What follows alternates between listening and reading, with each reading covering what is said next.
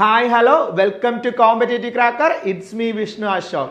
നമ്മളുടെ നെറ്റ് എക്സാമിന് നമ്മൾ പഠിച്ചു തുടങ്ങുമ്പോൾ അല്ലെ പഠിക്കുമ്പോൾ ഈ ഇൻ്റർനാഷണൽ ബിസിനസ് എന്ന് പറയുന്ന ഏരിയ ഒരുപാട് വൈഡ് ആയിട്ടുള്ള ഏരിയ ആണ്, ഒരുപാട് ടേമുകൾ വരുന്ന ഏരിയ ആണ്. ഈ ഏരിയകളിൽ നിന്ന് അസേർഷൻ റീസൺ, സ്റ്റേറ്റ്മെന്റ് ഓറിയന്റഡ് ആയിട്ടുള്ള ക്വസ്റ്റ്യൻ, ഇങ്ങനെയുള്ള ക്വസ്റ്റ്യനുകളൊക്കെ ഒരുപാട് വരുന്ന ഒരു ഏരിയ ആണ്. അപ്പോൾ ഇത് കാണുമ്പോഴത്തേക്കിന് പലപ്പോഴും ഈ അസേർഷൻ റീസൺ കാണുമ്പം ഈ സ്റ്റേറ്റ്മെന്റ് ഓറിയന്റഡ് ആയിട്ടുള്ള ക്വസ്റ്റ്യനുകളൊക്കെ കാണുമ്പോഴത്തേക്കിന് എല്ലാവർക്കും ഭയങ്കര പേടിയാണ്. ഇത് ശരിയാക്കാൻ പറ്റുമോ, അല്ലെങ്കിൽ ഈ സ്റ്റേറ്റ്മെന്റ് കറക്റ്റ് ആണോ, ഞാൻ പിക്ക് ചെയ്ത് കഴിഞ്ഞാൽ ഇത് തെറ്റിപ്പോ സാധ്യതയുണ്ടോ, ഇങ്ങനെയൊക്കെ പറഞ്ഞ് പലരും ചിലരെ അവോയ്ഡ് തന്നെ ചെയ്യും. ചിലർക്ക് വളരെ ആ ഒരു കൺഫ്യൂഷൻ അടിച്ച് അതിന്റെ ആൻസർ എപ്പോഴും റോങ് ആയി പോകാറുണ്ട്. പക്ഷെ സിസ്റ്റമാറ്റിക് ആയിട്ട് ഒരു ഏരിയ കറക്റ്റ് ആയിട്ട് മനസ്സിലായിട്ടുണ്ട് എങ്കിൽ നമുക്ക് ഉറപ്പായിട്ടും എന്ത് ചെയ്യാൻ പറ്റും, ആ ഏരിയയിൽ നിന്ന് വരുന്ന അസേർഷൻ റീസൺ അതുപോലെ തന്നെ സ്റ്റേറ്റ്മെന്റ് ഓറിയന്റഡ് ആയിട്ടുള്ള ക്വസ്റ്റ്യനുകൾ ആൻസർ ചെയ്യാനായിട്ട് പറ്റും. അപ്പം നിങ്ങൾക്ക് എങ്ങനെ അസേർഷൻ റീസൺ അല്ലെങ്കിൽ സ്റ്റേറ്റ്മെന്റ് ഓറിയന്റഡ് ആയിട്ടുള്ള ക്വസ്റ്റ്യനുകൾ ഒരു പർട്ടിക്കുലർ ഏരിയ, ഇന്റർനാഷണൽ ബിസിനസ്സിലെ ഒരു പർട്ടിക്കുലർ ഏരിയ ആയിട്ടുള്ള ഇന്റർനാഷണൽ ട്രേഡ് തിയറീസിൽ നിന്ന് വന്നു കഴിഞ്ഞാൽ എങ്ങനെ ആൻസർ ചെയ്യാൻ പറ്റും എന്നതാണ് നമ്മൾ എന്ത് ചെയ്യുന്നത്, ഈ ഒരു വീഡിയോയിലൂടെ മനസ്സിലാക്കി തരുന്നത്. ഓക്കെ ആണല്ലോ? അപ്പം നെറ്റ് കൊമേഴ്സ് പ്രിപ്പയർ ചെയ്യുന്ന ആളുകൾ മസ്റ്റായിട്ട് ഈ വീഡിയോ മുഴുവനായിട്ട് കാണണം. നിങ്ങൾക്ക് തന്നെ ഈ അസേർഷൻ റീസണും സ്റ്റേറ്റ്മെന്റ് ഓറിയന്റഡ് ആയിട്ടുള്ള ക്വസ്റ്റ്യനുകളും ആൻസർ ചെയ്യാനായിട്ട് പറ്റും. അപ്പം നമുക്ക് നോക്കാം. നോക്കിയേ, ഒരു ക്വസ്റ്റ്യൻ തന്നേക്കാണ്, അസേർഷൻ റീസൺ ആയിട്ടുള്ള ഒരു ക്വസ്റ്റ്യൻ ആണ് തന്നേക്കുന്നത്. എന്താ തന്നേക്കുന്നത്? അസേർഷൻ ആയിട്ട് തന്നേക്കാണ് according to the theory of mercantilism. Mercantilism എന്ന് പറയുന്ന ഒരു ഇന്റർനാഷണൽ തിയറി ഉണ്ട്, ഇന്റർനാഷണൽ ട്രേഡ് തിയറി ഉണ്ട്. ആ തിയറി അനുസരിച്ച് a country should focus on accumulating the wealth by maintaining a trade surplus. ഒരു ട്രേഡ് സർപ്ലസ് മെയിൻറ്റെയിൻ ചെയ്യുന്നതിലൂടെയാണ് ആ ഒരു കൺട്രിയുടെ വെൽത്ത് കാൽക്കുലേറ്റ് ചെയ്യുന്നത് എന്നല്ല കൺസിഡർ ചെയ്യുന്നതെന്ന് പറയുന്ന തിയറിയാണ് മെർക്കന്റിലിസം എന്നാണ് പറഞ്ഞേക്കുന്നത്. റീസൺ ആയിട്ട് പറഞ്ഞേക്കാണ് countries wealth in mercantilistic period. Mercantilistic ആയിട്ടുള്ള ആ ഒരു പീരീഡിൽ ഒരു കൺട്രിയുടെ വെൽത്ത് എന്നത് was measured by the gold or silver reserves. അവർക്ക് എത്രത്തോളം ഗോൾഡ് അല്ലെങ്കിൽ സിൽവറിൽ റിസർവുകൾ ഉണ്ട് എന്നതിനെ ബേസ് ചെയ്താണ് ആ ഒരു മെർക്കന്റലിസ്റ്റിക് പീരീഡിൽ ആ ഒരു കൺട്രിയുടെ വെൽത്ത് എന്നാണ് റീസൺ ആയിട്ട് പറഞ്ഞിരിക്കുന്നത്. ഓക്കെ ആണല്ലോ? ഇതിന് നമുക്ക് ഓപ്ഷനും തന്നിട്ടുണ്ട്. അപ്പോൾ ഇങ്ങനെ ഒരു ക്വസ്റ്റ്യൻ കാണുമ്പോൾ തന്നെ നമ്മൾ മനസ്സിലാക്കണം ഇതൊരു ഇന്റർനാഷണൽ ട്രേഡ് തിയറിയിൽ നിന്ന് വന്നതാണ്, മെർക്കന്റലിസം എന്ന് പറയുന്ന തിയറിയാണ്. അപ്പോൾ ആ ഒരു ഏരിയ പ്രാധാന്യമുള്ളതാണ്, ആ ഒരു ഏരിയ പഠിക്കേണ്ടതാണ് എന്ന് മനസ്സിലാക്കി വെക്കുക. അപ്പോൾ ഈ ഒരു ക്വസ്റ്റ്യൻ്റെ ആൻസർ നിങ്ങൾ തന്നെ ചെയ്യും. ഈ ഒരു വീഡിയോ മുഴുവനായി കണ്ടതിന് ശേഷം നിങ്ങൾ തന്നെ ഈ ഒരു ക്വസ്റ്റ്യൻ്റെ ആൻസർ പറയുന്നതായിരിക്കും. അപ്പോൾ നമുക്ക് രണ്ടാമത്തെ ക്വസ്റ്റ്യൻ നോക്കാം. രണ്ടാമത്തെ ക്വസ്റ്റ്യൻ ആണ് ഇത് പറഞ്ഞിരിക്കുന്നത്.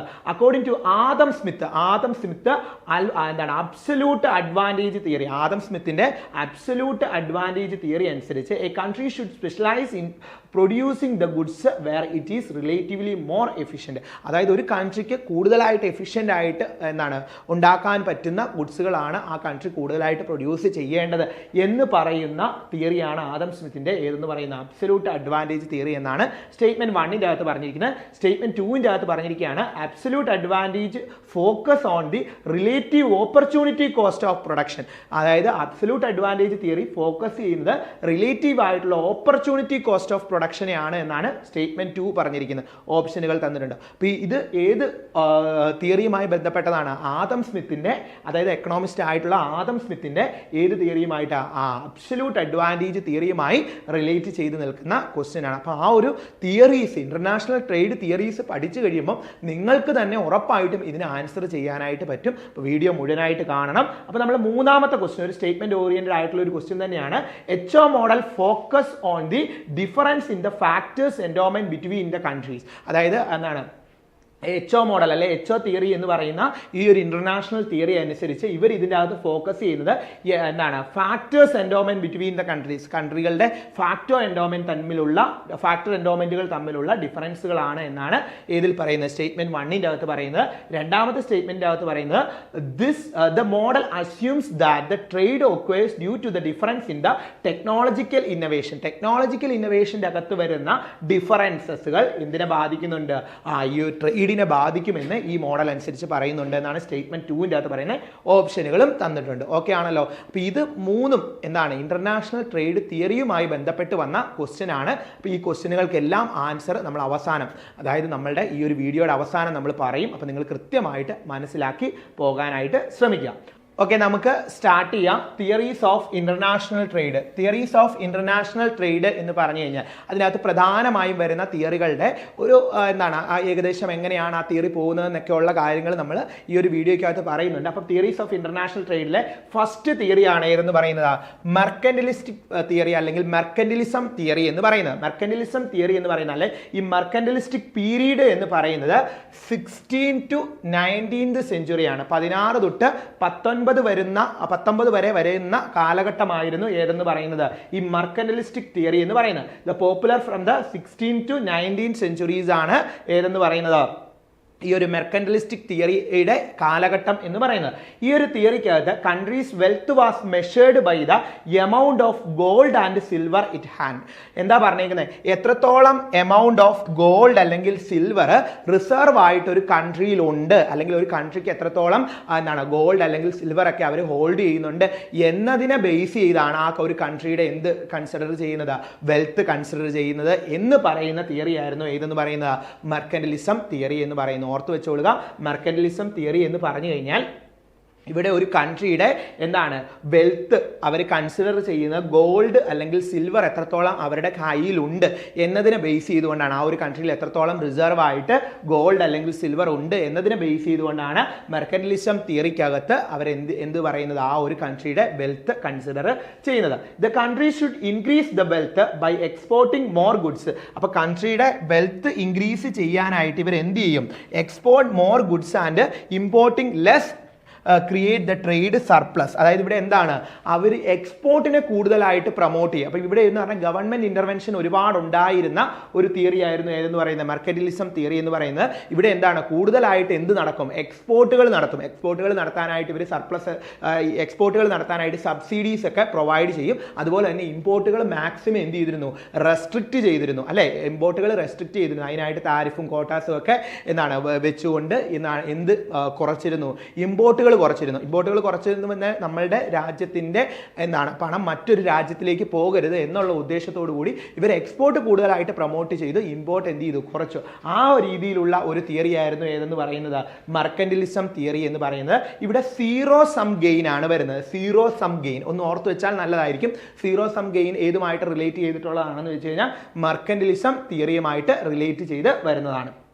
അപ്പം ഇത്രയും കാര്യങ്ങൾ ഓർത്ത് വെക്കുക. തിയറീസ് ഓഫ് ഇന്റർനാഷണൽ ട്രേഡ് ആണ് പറയുന്നത്. അതിലെ ഫസ്റ്റ് വൺ ആണ് mercantilism theory. Mercantilism theory popularise ചെയ്ത ആ ഒരു പീരീഡ് എന്ന് പറയുന്നത് 16 to 19th century ആണ്. ഇവിടെ എന്താണ് ഒരു കൺട്രിയുടെ വെൽത്ത് മെഷർ ചെയ്യുന്നത് അവർ എത്രത്തോളം ഗോൾഡ് അല്ലെങ്കിൽ സിൽവറിൽ അവർ എത്രത്തോളം റിസർവ് ഉണ്ട് എന്നതിനെ ബേസ് ചെയ്തുകൊണ്ടാണ്. അതുപോലെ തന്നെ ഇവിടെ ഇവർ കൂടുതലായിട്ടും പ്രൊമോട്ട് ചെയ്യുന്ന എന്തിനെയായിരുന്നു, എക്സ്പോർട്ടിനെ ആയിരുന്നു. ഇമ്പോർട്ട് ഇവരെന്താണ് റെസ്ട്രിക്റ്റ് ചെയ്യുകയായിരുന്നു ചെയ്തിരുന്നത്. അടുത്ത തിയറിയാണ് absolute advantage theory. Absolute advantage theory. ഈ അബ്സല്യൂട്ട് അഡ്വാൻറ്റേജ് തിയറിയുടെ മെയിൻ ആയിട്ടുള്ള പ്രപ്പോണ്ടർ എന്ന് പറയുന്ന ആദം സ്മിത്ത് ആയിരുന്നു. ആദം സ്മിത്തിന്റെ ഫേമസ് ആയിട്ടുള്ള ബുക്കായിട്ടുള്ള wealth of nation 1776 wealth of nation ആക്കത്ത് വഴിയാണ് ഇദ്ദേഹം ഈ ഒരു തിയറിയെ പറ്റി എക്സ്റ്റാബ്ലിഷ്ഡ് ആക്കിയത്. അബ്സല്യൂട്ട് അഡ്വാൻറ്റേജ് തിയറി പ്രപ്പോണ്ടർ ഓർത്ത് വെക്കുക. മെയിൻ ആയിട്ടുള്ള ഒറിജിൻ അല്ലെങ്കിൽ ഇതിന്റെ ഒരു പ്രപ്പോണ്ടർ എന്ന് പറയുന്നത് ആദം സ്മിത്ത് ആണ്. ഈ ഒരു തിയറി അനുസരിച്ച് one country can produce a product at a lower cost than other. അതായത് മറ്റൊരു കൺട്രിയെക്കാളും കുറഞ്ഞ കോസ്റ്റിൽ, അതായത് നമ്മൾക്ക് വളരെയധികം റിസോഴ്സുകൾ അവൈലബിൾ ആയിട്ടുള്ള, നമ്മളുടെ തന്നെ ഓൺ റിസോഴ്സുകൾ അവൈലബിൾ ആയിട്ടുള്ള സാധനങ്ങളൊക്കെ വെച്ചുകൊണ്ട് മറ്റൊരു കൺട്രിയെക്കാളും കുറച്ച് മതി, വളരെ കോസ്റ്റ് കുറച്ചുകൊണ്ട് നമുക്ക് എന്ത് ചെയ്യാനായിട്ട് പറ്റും, പ്രൊഡ്യൂസ് ചെയ്യാൻ പറ്റുന്ന ഗുഡ്സുകൾ വേണം നമ്മൾ എന്ത് ചെയ്യാനായിട്ട്, പ്രൊഡ്യൂസ് ചെയ്യണം. എന്നിട്ട് നമുക്ക് അങ്ങനെ പ്രൊഡ്യൂസ് ചെയ്യാൻ പറ്റാത്ത ഗുഡ്സുകൾ നമ്മൾ എന്ത് ചെയ്യണം, ഇമ്പോർട്ട് ചെയ്യണം എന്ന് പറയുന്ന തിയറി ആയിരുന്നു ഏതെന്ന് പറയുന്ന absolute advantage theory. Once a countries can produce a products at a lower cost than other it has been absolute advantage in producing that product അല്ലേ. അതിനെന്ത് കിട്ടുന്നുണ്ട്, ഒരു അബ്സല്യൂട്ട് അഡ്വാൻറ്റേജ് കിട്ടുന്നുണ്ട്. ഇപ്പം രണ്ട് പ്രൊഡക്റ്റുകൾ എടുത്തു കഴിഞ്ഞു കഴിഞ്ഞാൽ ഇപ്പം രണ്ട് പ്രൊഡക്റ്റുകൾ എടുത്തു കഴിഞ്ഞാൽ ഒരു പ്രൊഡക്റ്റ് മറ്റ് കൺട്രികളെക്കാളും എല്ലാം ലോവർ കോസ്റ്റിൽ നമുക്ക് പ്രൊഡ്യൂസ് ചെയ്യാനായിട്ട് നമുക്ക് അവൈലബിൾ ആയിട്ടുള്ള റിസോഴ്സുകൾ വെച്ചുകൊണ്ട് നമുക്ക് പ്രൊഡ്യൂസ് ചെയ്യാൻ പറ്റുന്നുണ്ടെങ്കിൽ നമുക്ക് അവിടെ എന്ത് കിട്ടുന്നുണ്ട്, ഒരു അബ്സല്യൂട്ട് അഡ്വാൻറ്റേജ് കിട്ടുന്നുണ്ട് മറ്റൊരു കൺട്രികളെ അപേക്ഷിച്ച്. ഇത്തരത്തിലുള്ള ഗുഡ്സുകൾ പ്രൊഡ്യൂസ് ചെയ്ത് നമ്മൾ എന്ത് ചെയ്യും, എക്സ്പോർട്ട് ചെയ്യും. അതുപോലെ തന്നെ നമുക്കിവിടെ വളരെ കോസ്റ്റ് ആകുന്ന, നമ്മൾ പ്രൊഡ്യൂസ് ചെയ്താൽ വളരെ കോസ്റ്റ് ആകുന്ന സാധനങ്ങൾ നമ്മൾ എന്ത് ചെയ്യും, മറ്റു രാജ്യത്തിൽ നിന്ന് ഇങ്ങോട്ട് ഇമ്പോർട്ട് ചെയ്യും എന്ന് പറയുന്ന തിയറി ആയിരുന്നു ഏതെന്ന് പറയുന്നത് അബ്സല്യൂട്ട് അഡ്വാൻറ്റേജ് തിയറി എന്ന് പറയുന്നത്. ഈ തിയറി പോസിറ്റീവ് സം ഗെയിൻ ആണ്. അതായത് രണ്ട് കൺട്രികൾക്കും എന്ത് വരുന്നുണ്ട്, ഗെയിൻ വരുന്നുണ്ട്. പോസിറ്റീവ് സം ഗെയിൻ എന്ന് അറിയപ്പെടുന്ന തിയറിയും കൂടിയായിരുന്നു ഏതെന്ന് പറയുന്നത് അബ്സല്യൂട്ട് അഡ്വാൻറ്റേജ് തിയറി എന്ന് പറയുന്നത്. എ കൺട്രി ഇവിടെ പറഞ്ഞിട്ടുണ്ട്, ഒരു എക്സാമ്പിൾ ആയിട്ട് പറഞ്ഞിട്ടുണ്ട്, country A makes a products cheaper or faster than the country B. Country ബിയേക്കാളും വളരെ ചീപ്പർ ആയിട്ട് ഒരു പ്രോഡക്റ്റ് പ്രൊഡ്യൂസ് ചെയ്യാൻ എക്ക് പറ്റുന്നുണ്ടെങ്കിൽ country A should focus on making that product. ആ ഒരു പ്രോഡക്റ്റ് ഉണ്ടാക്കാനായിട്ട് കൺട്രി എ എന്ത് ചെയ്യുക, കൂടുതലായിട്ടും ഫോക്കസ് ചെയ്യുക. വൈസ് വേഴ്സ എന്താണ് country B with another products. Country ബിക്ക് അതുപോലെ തന്നെ എന്താണ് ഈ കമ്പനി എയേക്കാളും ചീപ്പായിട്ട്, കമ്പനി അല്ല കൺട്രി, അതായത് ഒരു രാജ്യത്തിന് രണ്ട് കൺട്രീസ് എടുത്തേക്കുവാണ്. രണ്ട് കൺട്രികൾക്കകത്തെ ഒരു കൺട്രി പ്രൊഡ്യൂസ് ചെയ്യുകയാണ്. ഒരു കൺട്രി എ എന്ന് പറയുന്നത് കൺട്രി ബിയേക്കാളും ചീപ്പറായിട്ട് ഒരു ഗുഡ്സ് കൺട്രി എക്ക് പ്രൊഡ്യൂസ് ചെയ്യാനായിട്ട് പറ്റും. അങ്ങനെ ഉണ്ടെങ്കിൽ കൺട്രി എ എന്ത് ചെയ്യണം, ആ ഒരു ഗുഡ്സിൽ കൂടുതലായിട്ട് ഫോക്കസ് ചെയ്യണം, അത് കൂടുതലായിട്ട് പ്രൊഡ്യൂസ് ചെയ്യണം. അതുപോലെ തന്നെ കൺട്രി ബിയും എ അപേക്ഷിച്ച് എയേക്കാളും ചീപ്പറായിട്ട് ബിക്ക് വേറൊരു പ്രോഡക്റ്റ് പ്രൊഡ്യൂസ് ചെയ്യാൻ പറ്റുന്നുണ്ടെങ്കിൽ അവർ അതിൽ ഫോക്കസ് ചെയ്യണം എന്ന് പറയുന്ന തിയറിയാണ് എന്ന് പറയുന്നത് absolute advantage theory. Both the countries can the benefits from the trade and improve the standard of living for their peoples. അപ്പോൾ ഓർത്ത് വെക്കുക, ഇവിടെ എന്താണ്, രണ്ട് കൺട്രിക്കും എന്ത് കിട്ടുന്നുണ്ട്, ബെനിഫിറ്റ്സ് കിട്ടുന്നുണ്ട്. അതുപോലെ തന്നെ രണ്ട് കൺട്രിയുടെയും സ്റ്റാൻഡേർഡ് ഓഫ് ലിവിംഗ്, അവിടുത്തെ പീപ്പിൾസിന്റെ സ്റ്റാൻഡേർഡ് ഓഫ് ലിവിംഗ് ഇംപ്രൂവ് ചെയ്യിക്കാനായിട്ട് സാധിക്കും. ഇൻസ്റ്റെഡ് ജസ്റ്റ് അക്യുമുലേറ്റിംഗ് ദ ഇത് എന്തിനെ പോലല്ല, ഈ ഗോൾഡ് സിൽവർ അല്ലെങ്കിൽ അത് ഇത്രയും അക്യുമുലേറ്റ് ചെയ്താലാണ് വെൽത്ത് എന്നുള്ളതല്ല ഇവിടെ കൺസിഡർ ചെയ്യുന്നത്. ഇവിടെ ഇവർ കൺസിഡർ ചെയ്യുന്നതെന്ന് പറഞ്ഞു കഴിഞ്ഞാൽ രണ്ട് കൺട്രികൾക്കും എന്താണ്, ട്രേഡ് നടത്തുന്നതിലൂടെ ബെനിഫിറ്റ് കിട്ടുന്നുണ്ട് എന്നുള്ളതാണ് ഇതിൻ്റെ ഒരു പ്രത്യേകത എന്ന് പറയുന്നത്. അല്ലാതെ ഗോൾഡ് അല്ലെങ്കിൽ സിൽവറിൽ എത്രത്തോളം റിസർവ് ഉണ്ട് എന്നതിനെ അല്ല ഇവരിവിടെ എന്ത് ചെയ്യുന്നത്, ഫോക്കസ് ചെയ്യുന്നത് എന്നുള്ള കാര്യം ഓർത്തു വെക്കുക. അടുത്ത തിയറിയാണ് എന്താണ്, comparative advantage theory. Comparative advantage theory എന്ന് പറയുന്നത് ഡേവിഡ് റിക്കാർഡോ എന്ന് പറഞ്ഞിട്ടുള്ള ആളാണ് ഇതിന്റെ മെയിൻ ആയിട്ടുള്ള ഒരു പ്രൊപ്പോണ്ടർ, അല്ലെങ്കിൽ ഈ ഒരു തിയറിയുടെ മെയിൻ ആയിട്ടുള്ള ഇതിന്റെ ഒരു ഒറിജിന് കാരണക്കാരനായിട്ടുള്ള ആളാണ് ഡേവിഡ് റിക്കാർഡോ എന്ന് പറയുന്നത്. The principles of political economy and taxation 1817 എന്ന് പറഞ്ഞിട്ടുള്ള ആ 1817 ആ ഒരു ബുക്കിലാണ് ഇദ്ദേഹം എന്ത് ചെയ്തത്, ഈ ഒരു തിയറിയെ പറ്റി കൂടുതലായിട്ട് വിശേഷിപ്പിച്ചത്. അതായത് നമ്മളുടെ അബ്സല്യൂട്ട് അഡ്വാൻറ്റേജ് തിയറി, അതായത് ഇപ്പോൾ രണ്ട് പ്രൊഡക്റ്റുകൾ എടുത്ത് ആ രണ്ട് പ്രൊഡക്റ്റുകളും എന്താണ് ഒരു കൺട്രിക്ക് തന്നെ എന്താണ് അബ്സല്യൂട്ട് അഡ്വാൻറ്റേജ് കിട്ടുന്നതാണ് എന്ന് വിചാരിക്കുക. അതായത് ആ കൺട്രിയിൽ തന്നെ പ്രൊഡ്യൂസ് ചെയ്യാനായിട്ട് പറ്റും. അങ്ങനെയാണെങ്കിൽ മറ്റൊരു കൺട്രിക്ക് ബെനിഫിറ്റ് കിട്ടുകയല്ലോ. അതായത് ഇപ്പോൾ രണ്ട് പ്രൊഡക്റ്റുകൾ എടുക്കുകയാണ്, ആ രണ്ട് പ്രൊഡക്റ്റുകളും ഒരു കൺട്രിയിൽ തന്നെ എന്ത് ചെയ്യാനായിട്ട് പറ്റും, അവർക്ക് പ്രൊഡ്യൂസ് ചെയ്യാനായിട്ട് പറ്റും, ചീപ്പറായിട്ട് പ്രൊഡ്യൂസ് ചെയ്യാനായിട്ട് പറ്റും. അപ്പോൾ അത് രണ്ടും എന്ത് ചെയ്യാനായിട്ട്, എക്സ്പോർട്ട് ചെയ്യാനായിട്ട് പറ്റത്തുള്ളൂ. അപ്പോൾ മറ്റേ കൺട്രിക്ക് എന്ത് കിട്ടുന്നില്ല, അവിടെ ഒരു അബ്സല്യൂട്ട് അഡ്വാൻറ്റേജ് കിട്ടുന്നില്ല. അതായത് അവിടെ ഒരു ചീപ്പറായിട്ടുള്ള പ്രൊഡക്റ്റ് ഉണ്ട്, ഇവിടെ ഒരു ചീപ്പറായിട്ടുള്ള പ്രൊഡക്റ്റ് ഉണ്ടെങ്കിലല്ലേ ഉള്ളൂ ഇവർക്ക് എന്ത് ചെയ്യാനായിട്ട് പറ്റത്തുള്ളൂ, ഇത് ഇവിടുന്ന് അങ്ങോട്ട് എക്സ്പോർട്ട് ചെയ്ത് അവിടെ നിന്നുള്ളത് ഇങ്ങോട്ട് ഇമ്പോർട്ട് ചെയ്യുമ്പോൾ രണ്ട് പേർക്കും അഡ്വാൻറ്റേജ് കിട്ടുന്നത്. അപ്പം ഈ ഒരു തിയറി അനുസരിച്ച് ഇവർ പറയുന്നത് എന്താണ്, ഈ അബ്സല്യൂട്ട് അഡ്വാൻറ്റേജ് തിയറിയുടെ ഡ്രോബാക്ക് ഉണ്ട്, അതിന് ഡ്രോബാക്ക് ഉണ്ട് എന്ന് പറഞ്ഞുകൊണ്ട് എന്താണ് ഡേവിഡ് റിക്കാർഡോ കൊണ്ടുവന്ന പുതിയ തിയറിയാണ് ഏതെന്ന് പറയുന്നത് കമ്പാരിറ്റീവ് അഡ്വാൻറ്റേജ് തിയറി എന്ന് പറയുന്നത്. ഈ തിയറി അനുസരിച്ച് even if a company does not have an absolute advantage, ഒരു കൺട്രിക്ക്, കമ്പനി അല്ല ഒരു കൺട്രിക്ക് എന്തില്ല, ഒരു കൺട്രിക്ക്, ഒരു രാജ്യത്തിന് എന്ത് കിട്ടുന്നില്ല, അബ്സല്യൂട്ട് അഡ്വാൻറ്റേജ്, അതായത് does not have an absolute advantage, it still benefits from the trade by focusing on producing the goods that have a lower opportunity cost compared to the other country. അപ്പോൾ എപ്പോഴും ചെയ്യേണ്ട എന്താണ്, അപ്പോൾ ഇവിടെ ഈ ഒരു theory അനുസരിച്ച് പറയുന്ന രണ്ട് കൺട്രീസ് എടുക്കുമ്പോഴത്തേക്കിന് അബ്സല്യൂട്ട് അഡ്വാൻറ്റേജ് കിട്ടുന്നില്ല, അബ്സല്യൂട്ട് അഡ്വാൻറ്റേജ് ഇല്ലാത്ത ഒരു സാഹചര്യമാണെങ്കിൽ, അല്ലെങ്കിൽ ഒരു പർട്ടിക്കുലർ കൺട്രിക്ക് മാത്രമാണ് അബ്സല്യൂട്ട് അഡ്വാൻറ്റേജ് ഉള്ളതെങ്കിൽ അവിടെ നമ്മൾ കൺസിഡർ ചെയ്യേണ്ടത് ഓപ്പർച്യൂണിറ്റി കോസ്റ്റ് ആണ്. അതായത് രണ്ട് പ്രൊഡക്റ്റ് പ്രൊഡ്യൂസ് ചെയ്യുമ്പോൾ അബ്സല്യൂട്ട് അഡ്വാൻറ്റേജ് കിട്ടുന്നുണ്ടെങ്കിൽ ഒന്നിൽ നിന്ന് മറ്റൊന്ന് ചൂസ് ചെയ്യുമ്പോൾ, ഒന്ന് വേണ്ട എന്ന് വെച്ചുകൊണ്ട് മറ്റൊന്ന് ചൂസ് ചെയ്യുമ്പോൾ അതിൽ നിന്ന് എത്രത്തോളം കോസ്റ്റ് ആകുന്നുണ്ട്. ഇപ്പോൾ ഉദാഹരണം പറഞ്ഞു കഴിഞ്ഞാൽ രണ്ട് പ്രൊഡക്റ്റ് ആണ്, എ എന്ന് പറയുന്ന പ്രൊഡക്റ്റും ഉണ്ട്, ബി എന്ന് പറയുന്ന പ്രൊഡക്റ്റും ഉണ്ട്. ഇത് രണ്ടും ചീപ്പറായിട്ട് ഒരു കൺട്രിയിൽ എന്ത് ചെയ്യാനായിട്ട് പറ്റും, പ്രൊഡ്യൂസ് ചെയ്യാനായിട്ട് പറ്റും. അപ്പോൾ ഇവർ ഈ ഒരു തിയറി അനുസരിച്ച് ഇവർ എന്ത് ചെയ്യാണ്, ബി വേണ്ടെന്ന് വെച്ചുകൊണ്ട് എ പ്രൊഡ്യൂസ് ചെയ്യാനായിട്ട് തീരുമാനിച്ചു. അപ്പോൾ ബിയിൽ നിന്ന് കിട്ടുന്ന ഒരു കോസ്റ്റ് ഉണ്ടല്ലോ, ബി വേണ്ടെന്ന് വെക്കുമ്പോൾ ഉണ്ടാകുന്ന കോസ്റ്റ്, അത് എത്രത്തോളം ഉണ്ട് എന്ന് ഇവർ കൺസിഡർ ചെയ്യും. അതിനെയാണ് പറയുന്നത് ഓപ്പർച്യൂണിറ്റി കോസ്റ്റ് കമ്പയർ ചെയ്തുകൊണ്ടാണ് ഇവിടെ എന്ത് തീരുമാനിക്കുന്നത്, വെൽത്ത് തീരുമാനിക്കുന്നത്. അപ്പോൾ അത്തരത്തിലുള്ള തിയറിയാണ് ഏതെന്ന് പറയുന്നത് കമ്പാരിറ്റീവ് അഡ്വാൻറ്റേജ് തിയറി. ഇവിടെ എന്താണ് അബ്സല്യൂട്ട് ആയിട്ടുള്ള അഡ്വാൻറ്റേജ് എന്ത് കിട്ടുന്നില്ല, 2 പേർക്കും കിട്ടുന്നില്ല. അല്ല 2 പേർക്ക് കിട്ടാത്ത സാഹചര്യം അല്ലെങ്കിൽ ഒരാൾക്ക് മാത്രം അഡ്വാൻറ്റേജ് കിട്ടുകയും മറ്റൊരാൾക്ക് കിട്ടാതെ വരികയൊക്കെ സിറ്റുവേഷൻ ഉണ്ടാകുകയാണ് എങ്കിൽ അവിടെ എന്താല്ല അബ്സല്യൂട്ട് അഡ്വാൻറ്റേജ് തിയറി പോസിബിൾ അല്ല.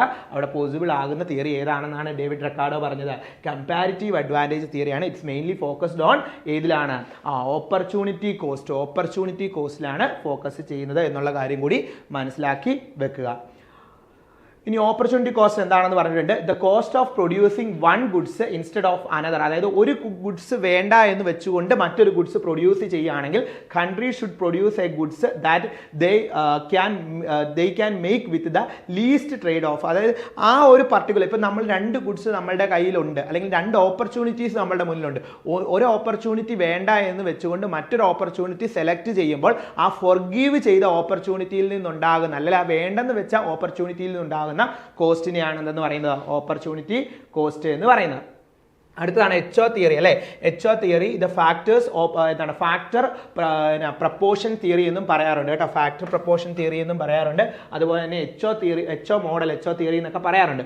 എന്താണ് countries should export products that uses their abundant and cheap resources the factors of production and import the products that uses their scarce and expensive resources. അതായത് ഇവരിവിടെ പറഞ്ഞേക്കുന്നത് നമ്മൾ ഇമ്പോർട്ട് ചെയ്യേണ്ടതും export ചെയ്യേണ്ടതുമായ ഗുഡ്സുകൾ പറ്റിയാണ് പറഞ്ഞേക്കുന്നത്. അപ്പോൾ അതെങ്ങനെയാണ് എന്നുള്ള പറയുന്നത്. അതായത് നമുക്കിവിടെ ചീപ്പറായിട്ട് അവൈലബിൾ ആയിട്ടുള്ള factors of production. Factors of production ഉദ്ദേശിക്കുന്നത് ഇപ്പോൾ ലേബർ അങ്ങനെയുള്ള എന്താണ് ഫാക്ടേഴ്സ് ഓഫ് പ്രൊഡക്ഷൻ ഇല്ലേ, ലാൻഡ്, ലേബർ, ക്യാപിറ്റൽ അങ്ങനെയുള്ള ഫാക്ടേഴ്സ് ഓഫ് പ്രൊഡക്ഷൻ നമുക്കിവിടെ വളരെ ചീപ്പറായിട്ട് അവൈലബിൾ ആകുകയാണെങ്കിൽ അത് വെച്ചുകൊണ്ട് നമുക്ക് അങ്ങനെയുള്ള ഫാക്ടേഴ്സ് ഓഫ് പ്രൊഡക്ഷൻ ചീപ്പറായിട്ടുള്ള പ്രൊഡക്റ്റുകളെ നമ്മൾ എന്ത് ചെയ്യണം, അബൻഡൻ്റ് ആയിട്ടുള്ള നമുക്ക് റിസോഴ്സുകളൊക്കെ വളരെ ചീപ്പറായിട്ട് കിട്ടുന്നുണ്ട്, നമ്മുടെ ഫാക്ടേഴ്സ് ഓഫ് പ്രൊഡക്ഷനൊക്കെ നമുക്കിവിടെ അവൈലബിൾ ആയിട്ടുണ്ടെങ്കിൽ അത്തരത്തിലുള്ള റിസോഴ്സുകൾ യൂസ് ചെയ്തുകൊണ്ട് പ്രൊഡ്യൂസ് ചെയ്ത് എന്ത് ചെയ്യണം, എക്സ്പോർട്ട് ചെയ്യണമെന്നും അതുപോലെ തന്നെ ഇമ്പോർട്ട് ചെയ്യുന്ന നമുക്ക് സ്കേഴ്സ് ആയിട്ടുള്ള നമുക്ക് എക്സ്പെൻസീവ് ആയിട്ടുള്ള റിസോഴ്സുകളാണെങ്കിൽ അത്തരത്തിലുള്ള കാര്യങ്ങൾ വെച്ചുകൊണ്ടുള്ള പ്രൊഡക്ട്സുകൾ നമ്മൾ എന്ത് ചെയ്യണം, ചീപ്പർ ആയിട്ടുള്ള സ്ഥലങ്ങളിൽ നിന്ന് എന്ത് ചെയ്യണം, ഇമ്പോർട്ട് ചെയ്യണം